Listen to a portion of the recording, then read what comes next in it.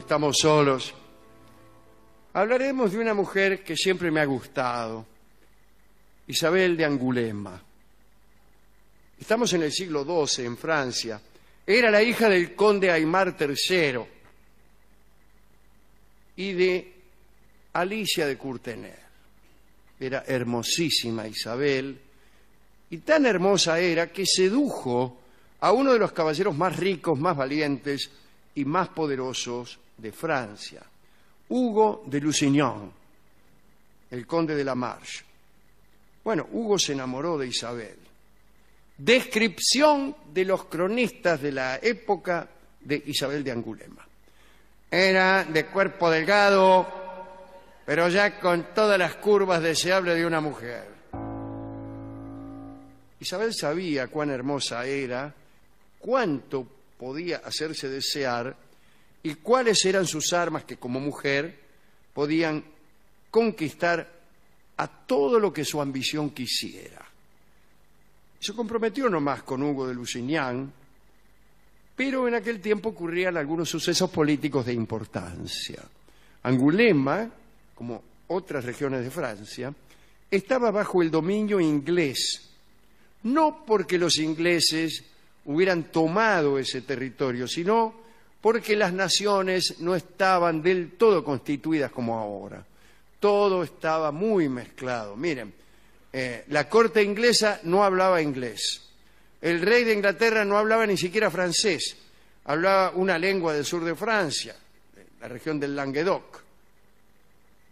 El rey era el rey de Inglaterra, ¿no? Ricardo Corazón de León. El rey de Francia era Felipe Augusto. A Ricardo Corazón de León lo mataron por una gilada.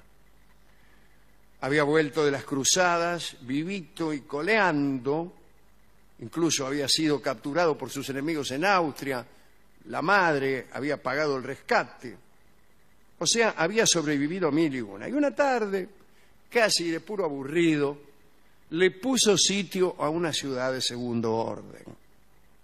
Y estaba atendiendo el sitio como con desgano. Che, ríndanse de una vez, qué sé yo, si no tienen chance, dale. Y se presentó frente a las murallas, le hizo unas señas a los tipos que estaban arriba, así. Se dio vuelta y se las tomó. Pero uno de los que defendían le metió un flechazo por la espalda y lo mató. Un pichi. Incluso no murió enseguida. Hubo tiempo de que su madre, Leonor de Aquitania, viajara, lo consolara, qué sé yo. Ricardo tuvo tiempo también de perdonar a su matador. En fin, hubo tiempo para todo hasta que al final murió Ricardo. Después de la muerte de Ricardo empezó a gobernar Juan Sin Tierra, el hermano de Ricardo, hijos ambos de Leonor de Aquitania y de Enrique, rey de Inglaterra. Juan era un tipo malo, todos lo recuerdan, todos los que hemos visto Robin Hood sabemos de quién hablamos. El rey Juan Sin Tierra. Ricardo Corazón de León era el rey bueno y su sucesor, Juan Sin Tierra, el rey malo.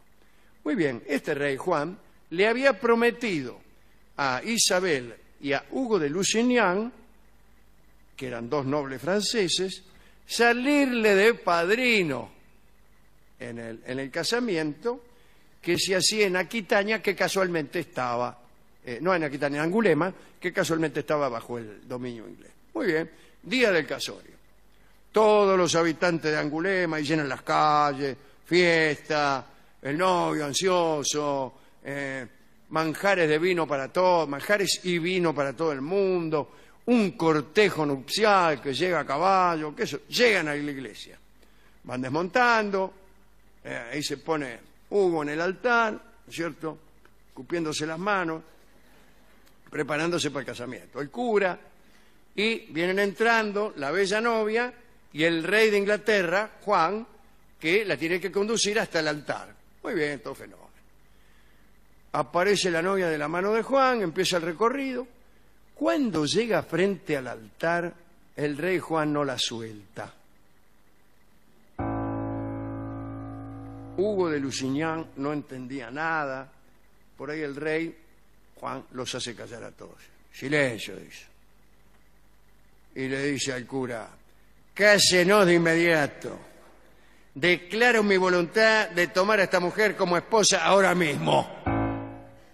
Hugo de Lusignan se lanzó contra el rey Juan, pero sus compañeros lo detuvieron a tiempo, porque si hubiera golpeado al rey, hubiera sido culpable del delito de lesa majestad, hubiera sido ejecutado allí mismo.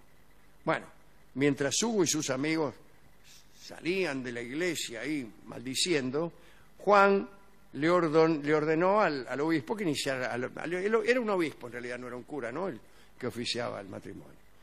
Inicie la ceremonia, dice apúrese.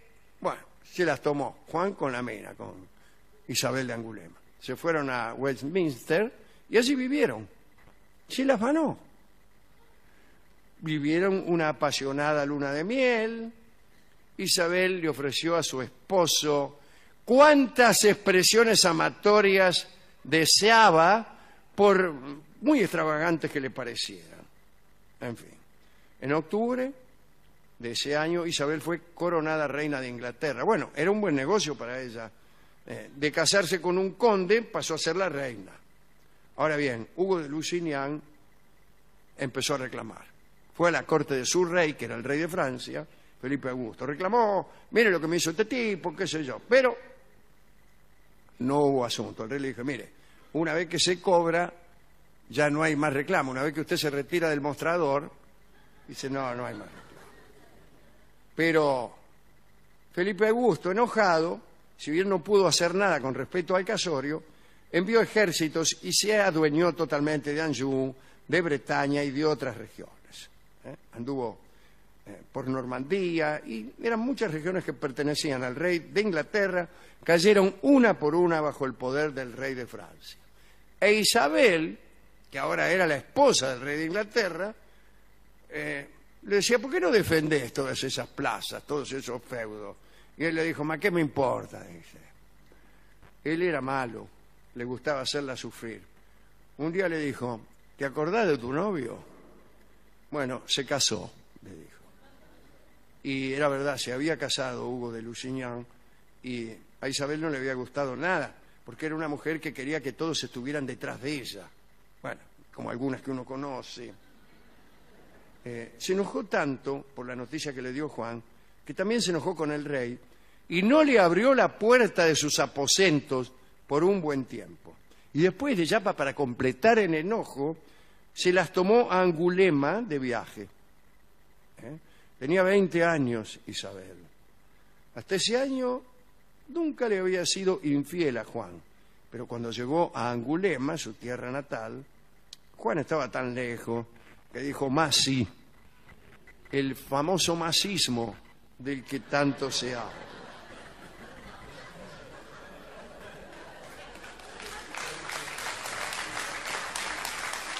Y resolvió probar con otros todo lo que Juan le había enseñado. Entonces, se lo puedo decir ahora, ¿no?, que estamos solos. Tuvo decenas de amantes. Pero por muchos amantes que tuvo, no tuvo el que ella quería realmente, que era Hugo de Lusignan. A todo esto, Juan, el rey de Inglaterra, había viajado a Burdeos y reclamaba la presencia de su mujer, porque algunos espías le habían alcahueteado de todos los tipos que tenía Isabel en Angulema. Entonces le mandó un telegrama o algo, un mensajero, a Isabel, le dijo, vení que estoy en Burdeos. Cuando la reina compareció en Burdeos no le dijo nada y se la llevó junto con él a Inglaterra. Una vez de regreso en el palacio de Westminster, Isabel dijo, bueno, no me voy a privar de mis antiguas veladas, acá voy a hacer lo mismo que hacía en Angulema. Y el primero en caer en sus brazos fue el conde de Coventry. Isabel estaba convencida de que Juan no se había enterado de nada y lo veía cada tanto al conde de Coventry. Pero una noche que se iban a encontrar en un aposento que tenían preparado a tal efecto, ¿no? Bueno, la mina entró, Isabel entró y se lo encontró a su amante, al conde de Coventry, muerto, colgando de la cama. Entonces se le fue a quejar al rey. Le dijo, oye Juan, ¿qué sabes del conde de Coventry? Y Juan le dijo, me he enterado de que últimamente no goza de muy buena salud. Y le dijo, te aconsejo que no te acerques porque podrías contagiarte.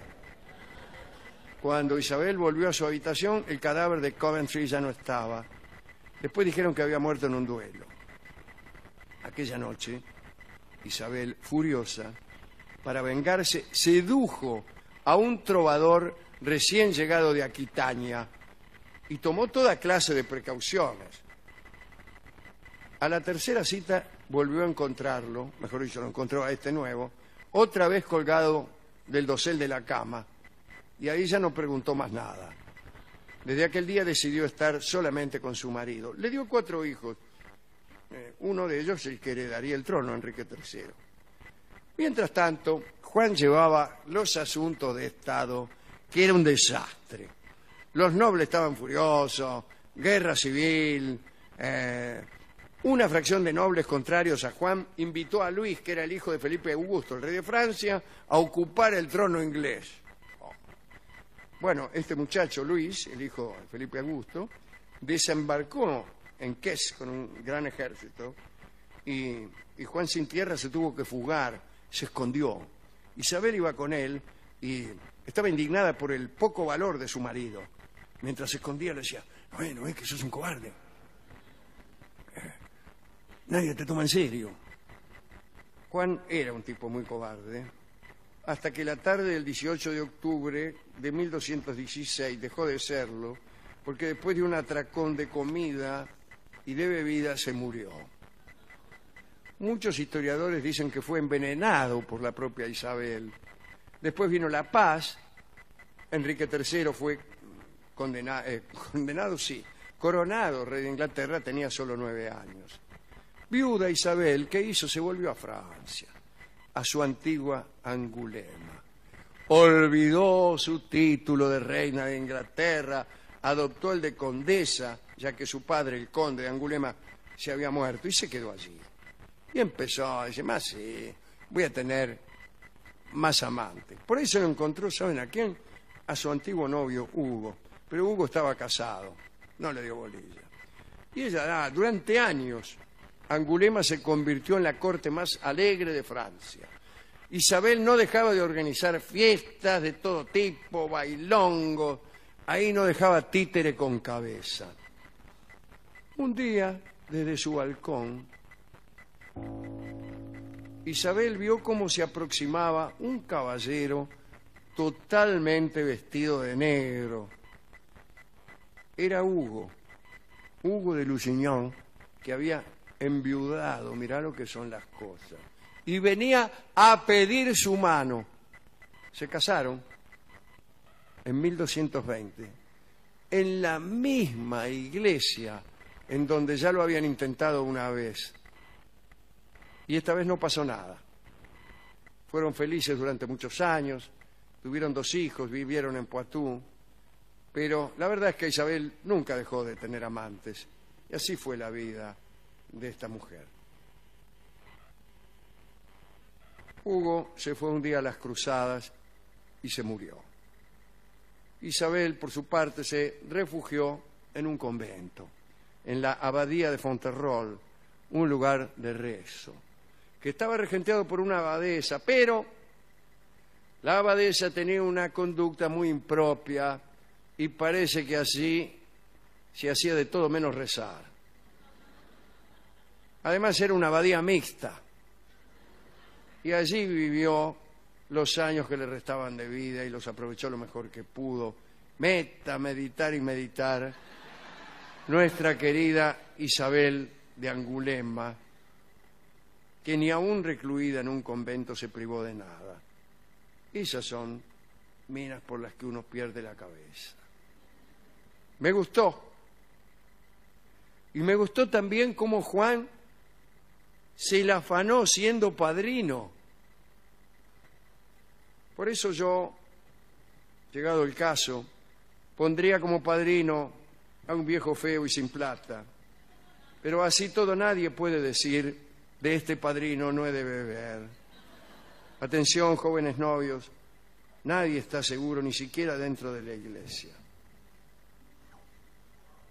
Por ahí la mina llega al altar y dice, mira, en el recorrido me gustó más el padrino. Así que mejor cáseme con este. Dicen que en Angulema, en su época más activa, Isabel tenía una ayuda de cámara cuya función era acercarse a los tipos que Isabel le indicaba. ¿No es cierto? Isabel los marcaba y su ayudante iba, tocaba el hombro del tipo y guiñándole el ojo le decía, ¡Ey, flaco! Ella te ama. 1, 2, 3.